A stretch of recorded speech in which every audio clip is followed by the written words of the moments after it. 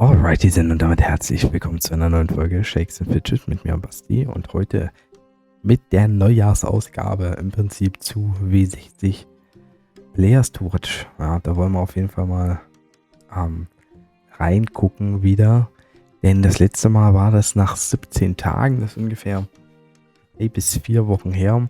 Also ja, jetzt ist sicherlich einiges passiert und wie immer habe ich mir das Video von zuletzt an links offengelegt, wo ich hingucke und werde entsprechend den Fortschritt euch mitteilen. Gucken wir mal. Wer ist noch aktiv? Wer gegebenenfalls nicht? Gab's Gildenwechsel? Können wir irgendwas lesen oder lesen? Wir werden es sehen.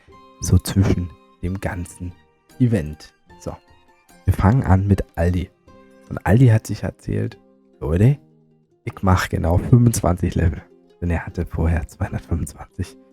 Hat die Gilde nicht gewechselt, hat sein Equipment gewechselt, definitiv. Sieht jetzt hier, und er hatte ein Legi-Dungeon hier drin, glaube ein Legi-Epic. Der Rest ist vielleicht jetzt so erspielt worden durch die hier Epic Glück Extravaganza, ne? Also durch den Würfelspieler zum Beispiel. Das könnte demnach so sein. Wobei eigentlich nur das relativ aktuell scheint, wenn das der Legi-Dungeon Epic war. Vielleicht ist das auch noch aus dem Legi-Dungeon. Das könnte auch sein, man weiß es nicht. Aber er hat genau 25 Level gemacht. Und ja, wir sehen es ja hier. 18.11. Serverstart heißt, da sind wir jetzt ungefähr 1,5 Monate von entfernt. Insgesamt aber auch schön im SA noch weitergekommen. Hat sich also gut nach vorne gespielt. Arathon. Aus der Gilde Hollywood. Ja. Er hat noch ein bisschen mehr gelevelt. Von 260 auf 328. Also wieder mal bewiesen, wo er hingehört, kann man so sagen. Und hier sehen wir natürlich, sind die Legis allesamt relativ straight. Also er hat eine große Gap drin in den Legis. Das heißt, er hat während des Legi-Dungeons auch nochmal ordentlich Level gemacht, was man ja auf jeden Fall machen kann. Da stellt sich die Frage, ob die normalen Epics jetzt zum Beispiel wieder besser sein könnten als dieses Legi-Epic. Geht auf 20% Damage aktuell. 4% Hitpoints drin, können wir uns mal merken. Für andere Spieler haben SA 6% gemacht. Ist auch noch einen schönen Fortschritt gezeigt. Arcadia Miron hat das auch gemacht. Ist jetzt 334, war vorher 283. Ich muss bloß gerade mal gucken. Ja, ich denke, hier sehen wir auch alles voller Legis. Vom Wert her, ja, 422, 451. Da gab es quasi auch einen Level-Push dazwischen. Spielt ja hier einen Top-Barden auf diesem Server. Er geht auf 18% Damage, hatte 5% Hitpoints Ruhen schon drin. Also möglicherweise könnte er auch noch mehr eine höhere Rune hier bekommen. Bleibt gleich geskillt, hat auch 6% SA gemacht. Bei der zweiten Legion nach wie vor. Neben Hollywood.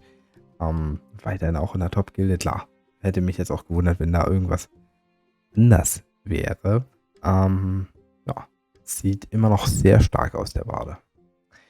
Dann kommen wir zu Ashura. Bei Ashura gab es Wechsel von der Irrenanstalt in Europa. Da gab es ja ein paar Problemchen irgendwie. Ich habe das schon wieder mittlerweile alles vergessen, was da passiert war. Ist Ruhrpott und Irrenanstalt, haben die was miteinander zu tun oder nicht? Das ist jetzt die Frage für dieses Video hier. Ashura hatte ein Level von 152, jetzt 221. Er hat ein legendäres Item hier dabei. Und würde ich ausgehen, dass er dann Free-to-Play gespielt hat, legendären schon. Hier sind ein paar neuere Epics drin auch, vielleicht eben der Epic Glück, aber auch ältere Epics. Und ich sag mal so, wenn Ashura, wenn du hier irgendwas findest, sei es schon allein aufgrund des Arena-Managers, den du hier hast, kannst du austauschen, das Epic. Also, definitiv solltest du das machen. Ja. 70% SA hat er jetzt. Vorher hatte er 66%. Das passt. Ja. Weiter so. Also wie gesagt, das kann man austauschen, auch gegen normales Item. Da braucht man jetzt kein Epic. Und mit einer guten Rune oder so, wenn du da was findest, dann tausch es. Das ist kein Problem. So, wir waren ja schon bei der zweiten Legion. Gucken wir mal zu Asmo. Der hat 260, ähnlich wie Arathon, 326 gepusht. Also nicht 328 als Krieger, aber 326 als Assassine. Ist also weiterhin auch ein Top-Char auf diesem Server. Definitiv. Hier sehen wir jetzt aber, dass nicht alles Full Legi ist. Da gab es anscheinend entweder weniger Glück bei den Items oder weniger Tries. Na, das ist ja beides möglich. Von den Arena-Runen her ist er wohl nicht ganz auf dem Level der anderen beiden. Da fehlt nicht viel. Hat das höhere SA, glaube ich, oder? Nee, Quatsch. Auch 87%. Die anderen haben, glaube ich, 88. Also in einigen Werten knapp hinter den ganzen Top-Jobs, also im Verfolgerfeld ganz weit vorne, kann man jetzt mal so sagen, ja. Und als Kneipenschläger ist das natürlich auch vollkommen berechtigt. So, dann schauen wir mal zu Belliger. Belliger.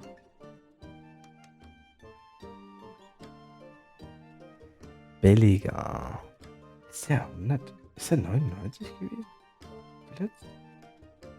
Ah, ich glaube, er hat ein Video gemacht, wo er irgendwie dreistellig wurde. Ich glaube, das bringt mich da durcheinander. Das ist 3 Wochen, das muss der letzte Part gewesen sein. Ich habe keinen Part dazwischen gemacht, glaube ich. Bin mir ziemlich sicher. Also dann ist er ja von 99 auf 163. Da ist wirklich was passiert. Haben wir ja angekündigt. Legendäres Item sehe ich jetzt hier aber nicht. Also hat es wahrscheinlich zeitlich nicht geschafft. Also ein Free-to-Play-Run kann man definitiv machen. Man kann auch 2 schaffen, wenn man Glück hat. Bestenfalls sogar 3. Einer hat er anscheinend nicht geschafft. Das ist natürlich schade. Wäre nochmal eine gute Hilfe gewesen, aber ja, ich denke mal, hier gibt es auch eben das Thema eher Tränke und sowas. Hat aber 10% auch SA gemacht, also da war er aktiv. Deshalb, ja, ich sag's immer wieder, weiter so. Ja. Nach wie vor auch bei der mal wach dabei.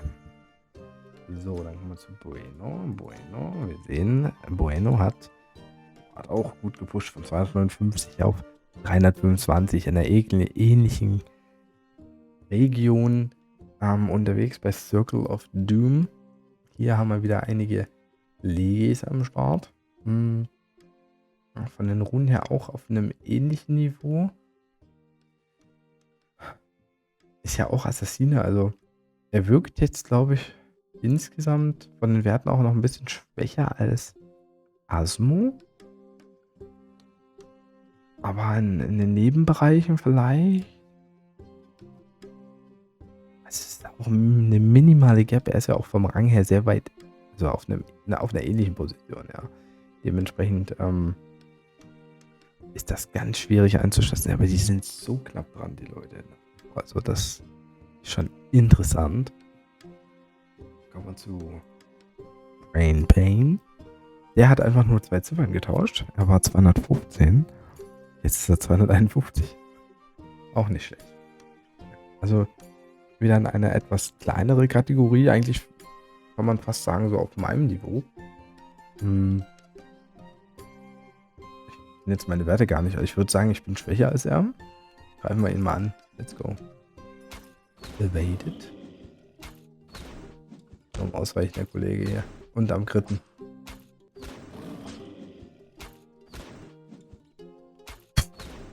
Also nee, das ist ja, komm. Also ein bisschen fähigkeitstechnisch muss ich auch ausgeglichen sein, ja, komm. Der Versuch war besser. Ich kann ihn schlagen. Der Bessie kann ihn schlagen, aber... Komm schon. Brain Pain. Muss ich doch noch ins Epic Event gehen. Ich könnte schon noch leveln. Also ich habe Spielraum nach oben. Bessere Gems. Mit Gildenportal-Bonus muss man vielleicht auch ein bisschen beachten. Bonus. Boah. Komm schon, einmal. Dann cutte ich die ganzen anderen Versuche vorher raus, Körper Klaus. Jetzt hier Enter-Modus. Nice. War doch. Hier, easy. Nee. Ach, habe ich gar nicht gespeichert. Habe nur die 1000 Versuche. Ist nicht funktioniert hat. Doch, hier ist er. Ja. Sieht auch nicht gut aus, ne? 2. 1, 2, 3, 4, 5. Okay. Keine ganz krasse Kombo, aber Crits. Also Crits sind wichtig. Crits sind sehr wichtig. Ja, ne? Kommen wir mal zurück zur Place to Watch. Brain Pain. Mit Ziffern getauscht. 4% SA. 1, 2, 3, 4. Oh, hat eine legendäre Waffe ja auch bekommen. GZ. 6, 7, oh, doch, 7 Legis.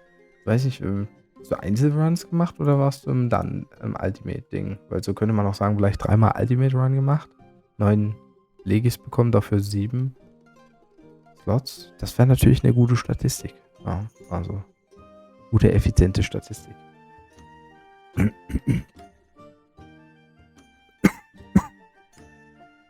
So, ja, die Stimme. Deluxe. Deluxe ist von 234 auf 279. Nach wie vor bei der Rundenanstalt.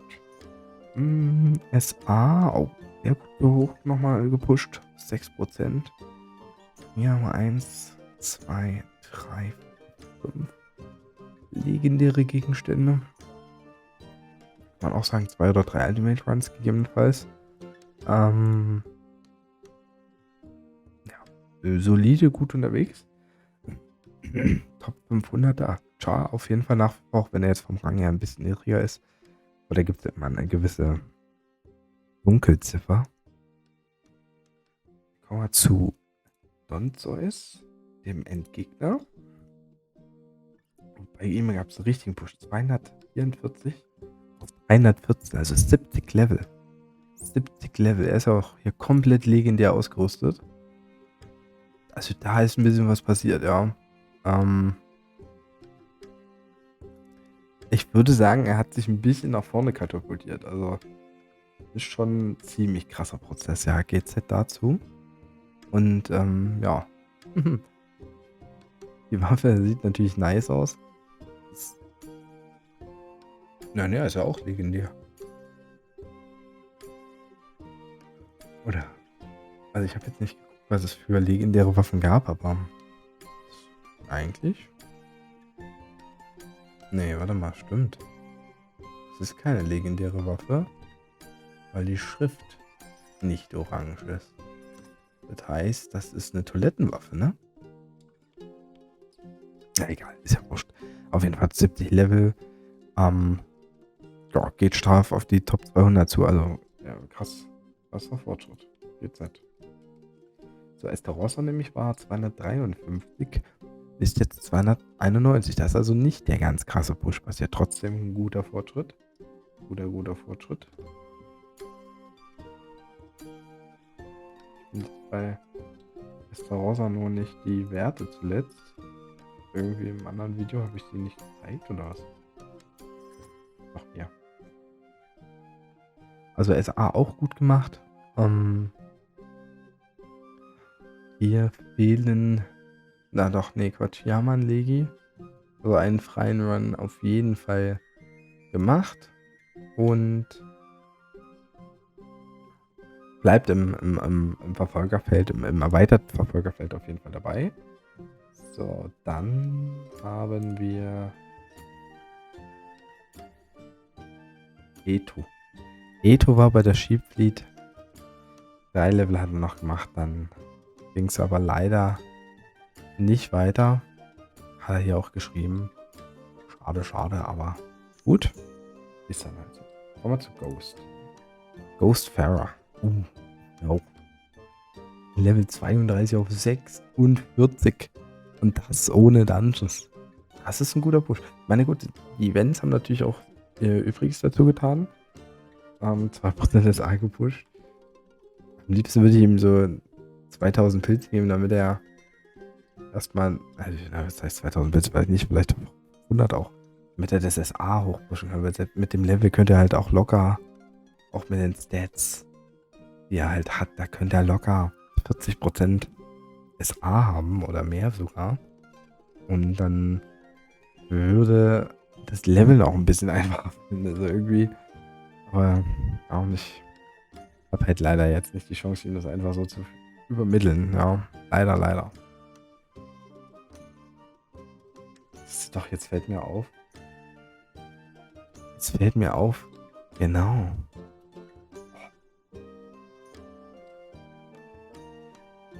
Dass mir Grafzahl auch geschrieben hatte. Grafzahl hatte einen anderen Namen gehabt erst. Hat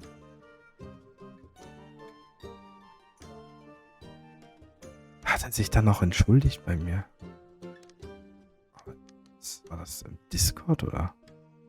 Ich glaube, das war Discord. Ich mal gerade auf dem Handy gucken. Weil irgendwas war da gewesen, ey. Hab ich das wirklich? Oh Leute, ich würde mich richtig ärgern, wenn ich. Ich würde mich richtig ärgern, wenn ich den Part schon.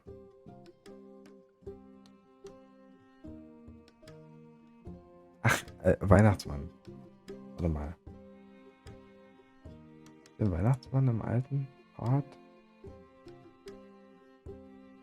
Ja. Gab's.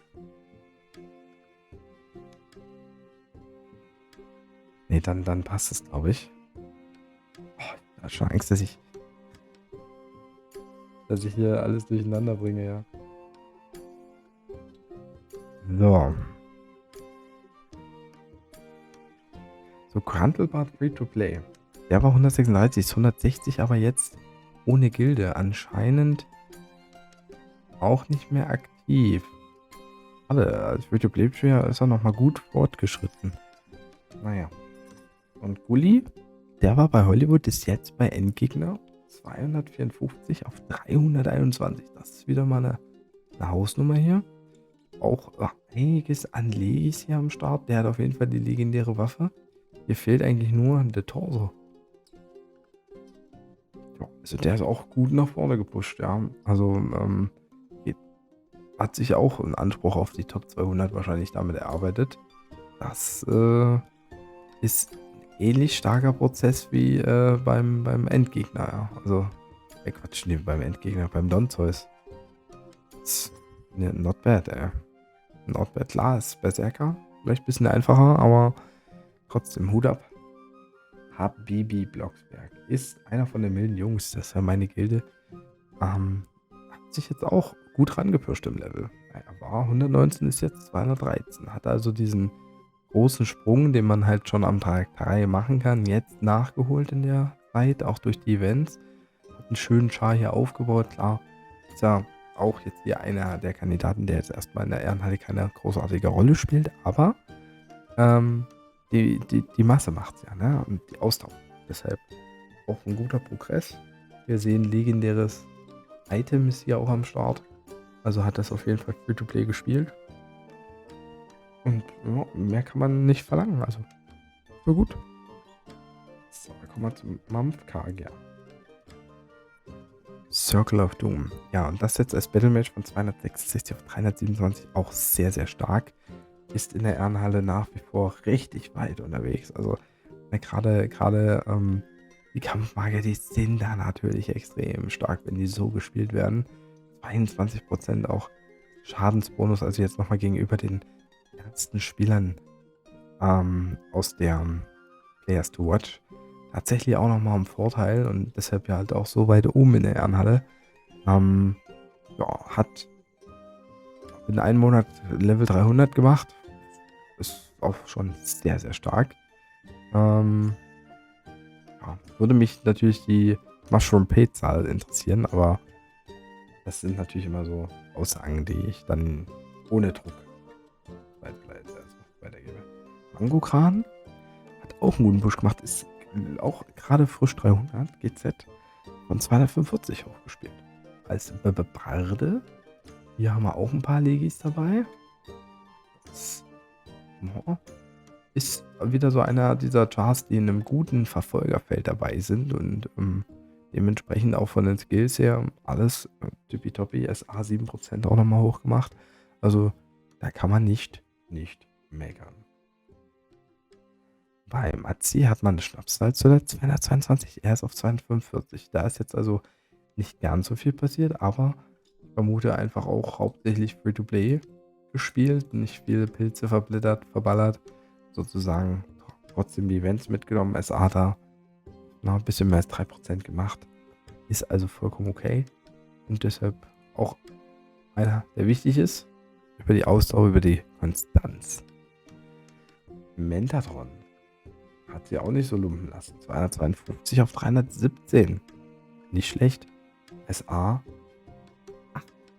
8% SA gemacht. So auch sehr stark. Keine Epic-Waffen, Legi-Waffen bekommen leider. Und auch von den Runenherren nicht ganz auf dem Niveau der anderen, aber er ist halt damit auch in den Top 200. Und da sieht man halt, dass andere Spieler wie Sonzeus oder Gulli da wirklich halt auch in die Top 200 gehören können. Ja. Also sie sind jetzt von den Skills auch nicht so viel schwächer. Ja. Also da fehlt nicht viel. Ja, da muss Matzi zum Beispiel aufpassen, dass er nicht abfällt. Ach Quatsch, Matzi sage ich schon. Mentatron. Sorry, Matzi. Naja, es ist wirklich so. Ja, es ist gar nicht zu unterschätzen. So, Mentok. Der hat auch einfach mal die Zahl vorne nur geändert gefühlt. Hat 100 Level gemacht. Ich glaube, das ist der höchste damit.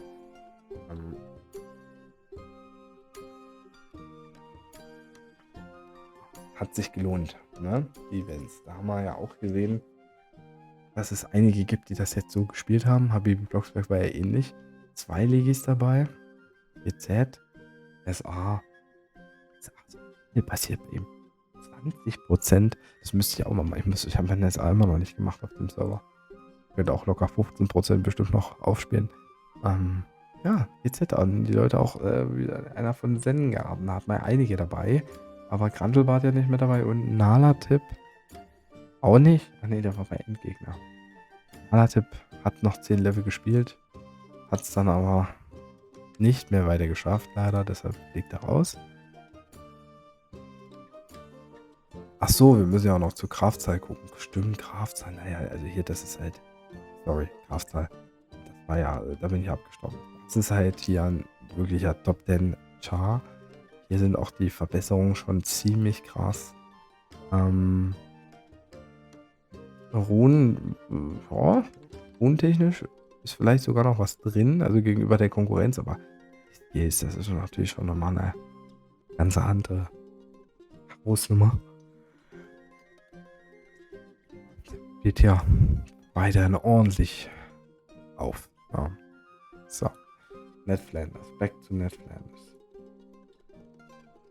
238 auf 254, also auch eher nicht über die Dungeons großartig gelevelt, sondern über den Daily Stuff und demnach auch genauso wichtig. SA 3% geschafft, hat ein Legi drinnen noch im Inventar. Hier, also in den Slots, das heißt Free-to-Play durchgespielt wahrscheinlich. Passt. Achso, ja, und bei Endgegner nach wie vor dabei. Dann kommen wir zu Primetime.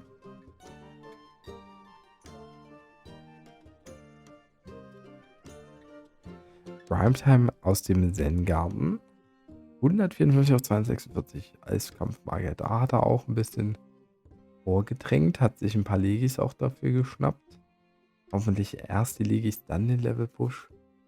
Beziehungsweise, nee, andersrum, einen einfachen Level-Push, dann die Legis und dann gegebenenfalls nochmal einen Level-Push. Gehört nach wie vor zum Verfolgerfeld, hat sich aber damit auf jeden Fall auch ein bisschen nach vorne gespielt. Ja, je nachdem, wie die Entwicklung da weitergeht, könnt ihr auch dort in die erweiterten Kreise irgendwann mal rücken. Psychopath, Irrenanstalt, 323 ist ja jetzt 255 zuvor, also da auch gut gepusht wie einige, die vorher in dem Levelbereich waren. Er hat das ja auch angekündigt, dass er zum Legi dann schon ein bisschen was ja, machen will. Das Ziel, die Top 5 Krieger zu erreichen. Also rein von der Ehrenhallenposition, glaube ich, ist es nicht möglich, aber er gehört weiter höher. Ich denke, das ist ja auch so eine Art. Ich will nochmal die Skills angucken. Von den Skills her definitiv gehört er in die Top 200. Der Ehrenhalle. Da ist er besser als die meisten anderen, die wir in der Blaze Torches hatten. Und auch 20% Runenschaden schon am Start.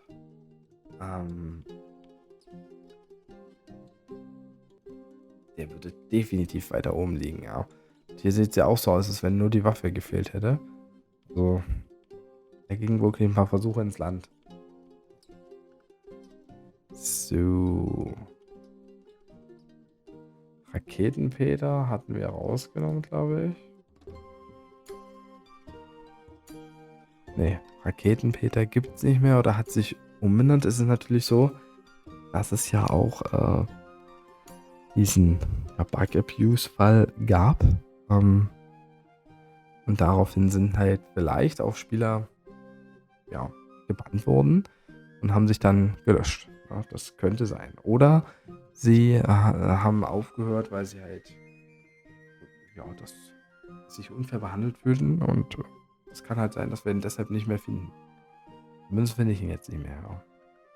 Kommen wir zu Achso, ja, nee, bei Relicted war es genauso. Gibt es anscheinend auch nicht mehr. Oder heißt anders.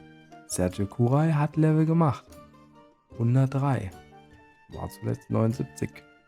Ist aber, glaube ich, auch krank gewesen. Konnte irgendwie nicht so spielen oder machen. Also vielleicht auch nicht spielen, wie er wollte. Deshalb immer einfach weiter wünschen. Weiterhin gute Besserung, falls es noch nicht sich erholt hat bei ihm.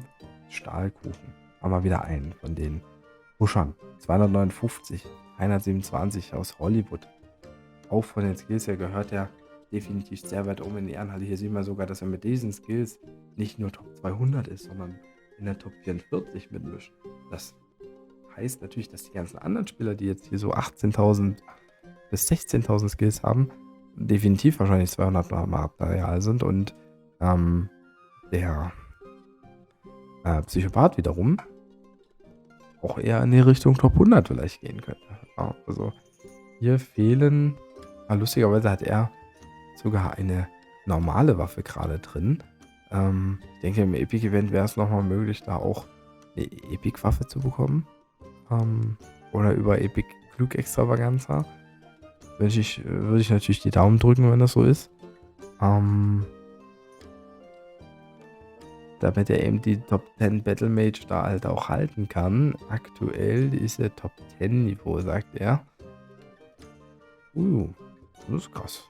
Ja. Das in Anführungszeichen nur Top 10 Niveau ist. So, Varush aus der zweiten Legion hat 102 Level gemacht. Er war 171 zuvor. Hat sich also auch jetzt ins erweiterte Verfolgerfeld gespielt. Er ist mittlerweile auch in der dreistelligen Hall of Fame angekommen. GZ dafür. Und da ist wichtig, weiter dran zu bleiben. Schön dranbleiben. So, WC-Boy, der war zuletzt noch dabei mit 129. Ist da hier 162. Den hatte ich sogar angegriffen im letzten Part. Spielt aber anscheinend nicht mehr. Schade, WC-Boy. Warum?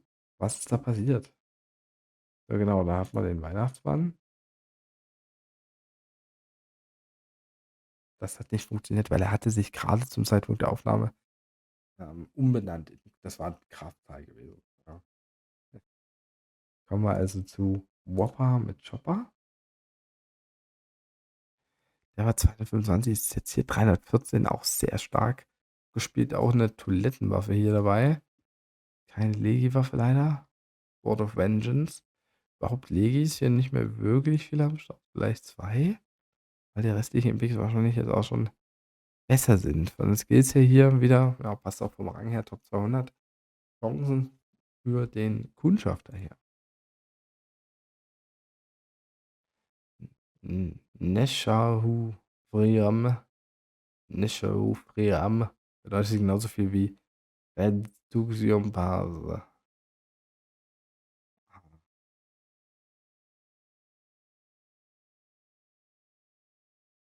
Red du nicht in der Pause. Irgendwie, glaube ich, kann man die Buchstaben ändern, dann kommt ein Satz raus. Kenne ich noch so als Schulzeiten. Also hier, er war vorher halt 737 in der Einheit, jetzt hier schon allein 228. Das ist ein Wink mit dem Zaunfall. SA hat da 12% auch gemacht, sehe ich gerade. Also, ja, hat auch die Zeit richtig gut genutzt zuletzt. GZ. Ach, jetzt schon wieder den Namen, den ich nicht aussprechen kann. Bin ich auch komplett lost gerade. Komplett lost. Achso, hat er ja was? Ah, ne, genau. Letztes Mal hat er was anderes drin gehabt. Hat 232 Level zuletzt besessen und ist jetzt bei 276. Das ist also auch okay. Aus dem guten Verfolgerfeld. Weiterhin dabei. Hat eine Legienwaffe bekommen und kann also damit äh, die zweite Legion auf legendäre Art und Weise unterstützen, würde ich sagen. Also ihm fehlt eigentlich nur Toilettenpapier. Da sind auch einige Tries anscheinend ins, ja, ins Haus gegangen. Sagt man das so?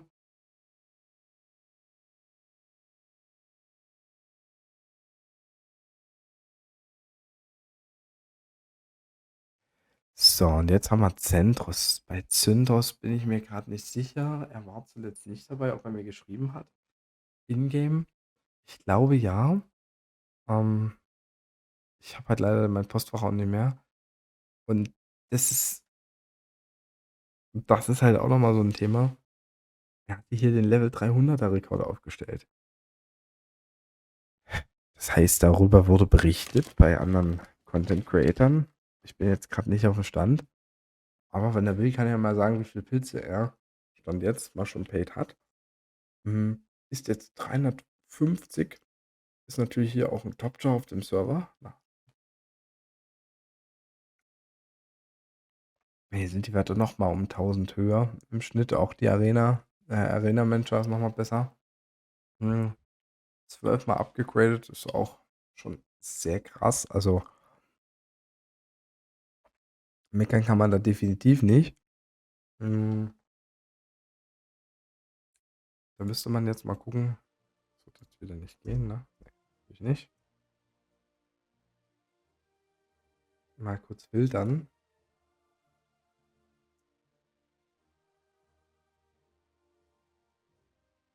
Also 366 ist das höchste Level im Moment, ja. Puh. Ein Krieger hält sich hier mit 350 sogar. Krass. Ansonsten sehen wir hier, dass auf dem Server echt viele Assassinen unterwegs sind. Kampfmagier auch sehr weit oben. Halt eben auch Kriegermagier. Also man sieht auch mal einen Demon Hunter hier. Kundschafter gibt es irgendwie fast gar nicht. Druiden. Ja, da haben wir nur einen im Moment hier in den Top 30 drin. Das ist natürlich der eine oder andere Grund. Aber auch vom Verhältnis her nicht so viele Berserker jetzt, die voll krass unterwegs sind. Aber ich finde es jetzt auch schon krass, dass zum Beispiel jetzt mit Apo ein Krieger dabei ist, der nochmal besser dasteht als halt Melendez. Ja, also, die haben ja nochmal ganz, ganz verrückte Skills.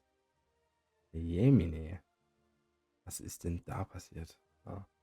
Ah, uh,